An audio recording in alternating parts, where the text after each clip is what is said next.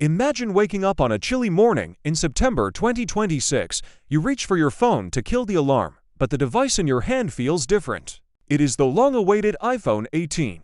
After months of intense rumors and secret leaks, it is finally here. You might wonder if this is just another small update or something much bigger. Is it just a tiny bump in specs, or is there real magic hidden beneath that glass? Stay with me for the next few minutes. We are going to break down every single leak, every bold claim, and every wild idea about Apple's big 2026 launch. By the end of this video, you will know if waiting an extra half year for this phone is actually going to pay off. First, we have to talk about the timing because Apple's calendar is already giving us the biggest surprise of the decade. For as long as we can remember, September meant new iPhones and pumpkin spice lattes. But the base iPhone 18 might break that tradition completely. Several supply chain reports and a well-known leaker on Weibo suggests the base model might not show up until early 2027. At least from major analyst notes point toward a January or February release. Meanwhile, the Pro models are expected to stick to the usual September 2026 window. This would create a massive gap between the Pro and the non-Pro models for the very first time. Why would Apple delay their most popular phone? Insiders say the answer lies in India. Apple is moving more production lines there, and they need extra time to ramp up. They want most units sold in the United States to be made in these new factories. Building these facilities, training thousands of workers, and passing strict quality checks has reportedly pushed the schedule back by 8 months. There is also a financial reason. Apple might want to give the Pro models the solo spotlight for a few months. This lets them spread out their revenue hits instead of releasing everything at once. Now, let's picture the phone itself. Most rumors agree the shape will feel very familiar. It will likely look a lot like the iPhone 17. You can expect a flat metal band, matte back glass, and those classic rounded corners. There is no major redesign on the horizon yet. Do not expect a folding screen or any invisible camera magic quite yet. The display size should stay right at 6.3 inches. Technically, it is the same 6.7-inch panel we have seen before, just rounded up for marketing purposes. The real change happens when you actually swipe the screen. For the first time, 120 Hz ProMotion technology is becoming the standard for the base model. This means the screen scrolls twice as smoothly as the iPhone 16 ever did. While the brightness levels might not change much, the color accuracy is getting a big boost. This is thanks to newer, more advanced OLED layers. The dynamic island is also staying put, even though Pro buyers might get Face ID hidden under the screen. The base model won't get that hidden sensor until at least the iPhone 19 in 2027. That pill-shaped cutout is here to stay for a while if you turn the phone sideways. The buttons tell an interesting story. There is a huge question mark over the camera control button that first appeared on the iPhone 16. We are seeing conflicting rumors right now. One group of leakers claims Apple is making the button simpler and cheaper to build. Another group thinks Apple might remove it entirely because not enough people are using it. Apple often tests different versions of a phone during development. It is possible both stories are true and Apple is just testing different prototypes. We won't know the final decision until late summer 2026 when the design is officially locked down. When we look at the back of the phone, the camera talk is heating up.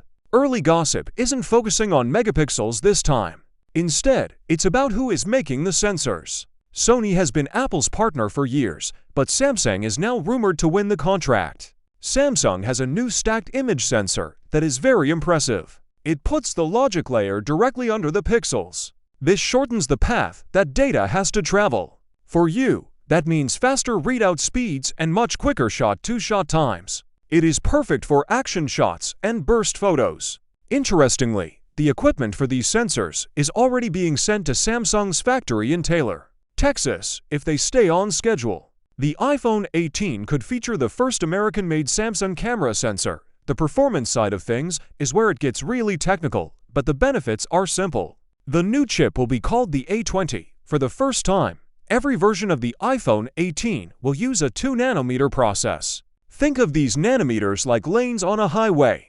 Smaller lanes mean you can fit more cars or transistors in the same amount of space. More transistors mean more speed and less wasted heat. Analysts expect the A20 to be about 15% faster and up to 30% more efficient than the A19. Behind the scenes, the chip is being built using a special stacking method. This allows Apple to put the CPU and GPU side by side in a tiny sandwich without making the chip too expensive to produce. This flexibility helps Apple keep costs down while leaving room for extra features later. Speaking of costs, the A20 chip is rumored to cost Apple about $280 per unit. That is 80% more expensive than the previous chip. However, Apple usually absorbs these early costs to keep the retail price stable for us. So, don't panic about a massive price jump just yet. Memory is also getting a massive upgrade. The base iPhone 18 is expected to ship with 12 GB of RAM. That is a big jump from the 8 GB we have now. This extra memory acts like a wider hose for data. It lets the processor handle information much faster. Apps will stay open longer in the background, and heavy games will run with much steadier frame rates. There is also a rumor about a 6-channel memory path. This basically doubles the lanes connecting the memory to the chip. It makes multitasking feel much snappier and stops your Safari tabs from reloading every time you click away. Connectivity is the next big pillar. The internal modem will likely be the new C2 chip. This is the next step in Apple's journey to making its own radios. Early code in iOS 18 already mentions this part. It should offer better support for future 5G bands and might even improve satellite texting for non-emergencies. As for battery life, while we don't have exact numbers, that new 2nm chip is very efficient. Even if the battery size stays the same, you could see an extra hour or two of screen time. Charging speeds will likely stay at 20 watts for wired and 15 watts for MagSafe, as there is no evidence yet of Apple pushing for higher speeds. Production is moving away from China as well. Apple wants almost every iPhone 18 sold in the US to be built in India by Foxconn and Pegatron. This helps Apple avoid trade tensions and shipping delays. This shift is another reason why the launch might be delayed until 2027, as these factories need time to get everything perfect. There are even whispers about new glass designs. Some sources say the back glass will have a more uniform, matte look. Others suggest a slightly transparent glass for the Pro models as a callback to the old iMac G3 days. For the base model, expect safe baits like a new pastel color and a classic black dot. So, is the iPhone 18 a small step or a real upgrade? My opinion is that this is a hidden powerhouse. The design isn't changing much, so it won't turn heads from across the room.